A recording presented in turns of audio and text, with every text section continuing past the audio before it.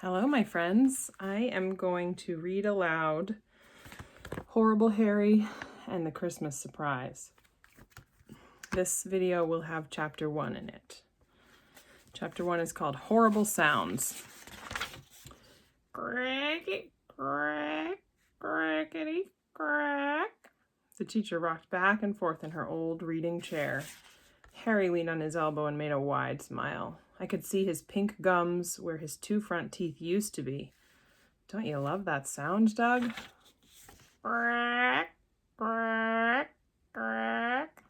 No, I said, shaking my head, but Harry would. He loves things like that. Slimy things, creepy things, hairy things, and horrible sounds. I know, I sit next to him in room 2B. Harry's my best friend. Even his cat's name has a horrible sound. Googer. Sometimes he just calls him the Goog, which sounds kind of scary. Suddenly, a fire truck zoomed by South School, sounding its siren. Dee-oo. Harry jumped out of his seat and ran to the window. Look, there it goes, speeding in the snow. Harry, Miss Mackle called, sit down.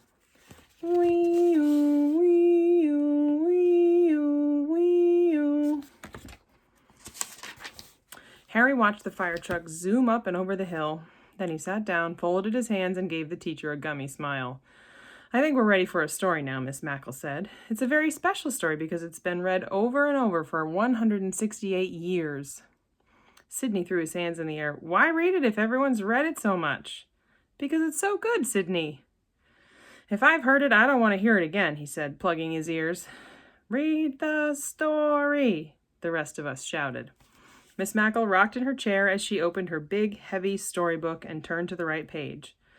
'Twas the night before Christmas, and all through the house... I love that story, Mary exclaimed. Me too, Sidney said, taking his fingers out of his ears. While everyone was clapping and cheering, Ida said, Miss Mackle, you look pretty today in your green dress and green sparkly earrings. Miss Mackie whispered, Thank you, as she turned the page and rocked in her chair. Crack, crack. Not a creature was stirring, not even a... Ah!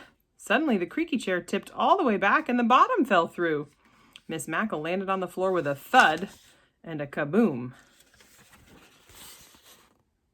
Oh, my goodness. My goodness gracious, she shouted. There was our teacher, sitting on the floor on broken pieces of wood.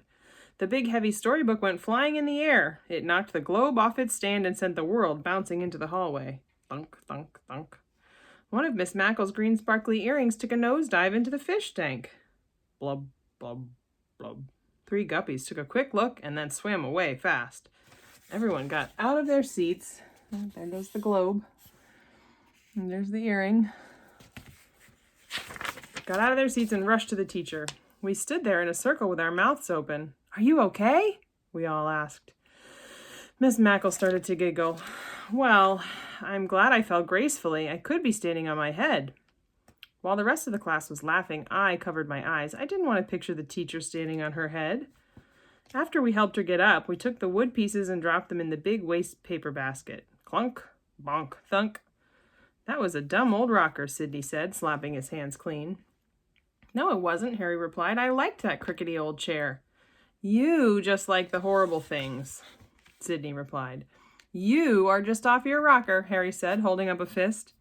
Now, Miss Mackle said, limping back to her desk chair. Christmas is only 4 days away. It's time for peace and goodwill.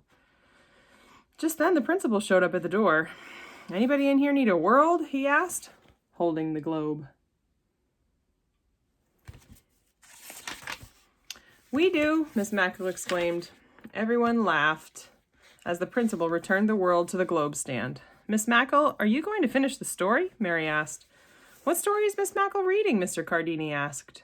The Night Before Christmas, Mary replied. It's 168 years old. That old, huh? Well, I haven't heard it yet this year. May I join you?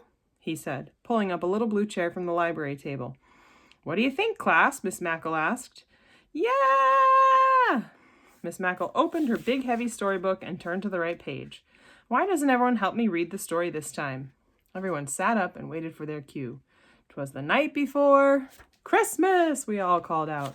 And all through the house, Mr. Cardini boomed. Not a creature was stirring, we replied. Harry made monster hands. Not even a mouse! Mr. Carnegie twisted his mustache and squeaked. Song Lee giggled. Sydney laughed so hard he was snorting like a pig. Room 2B is full of sounds. Some of them are horrible, and some of them are fun. That's the end of chapter 1.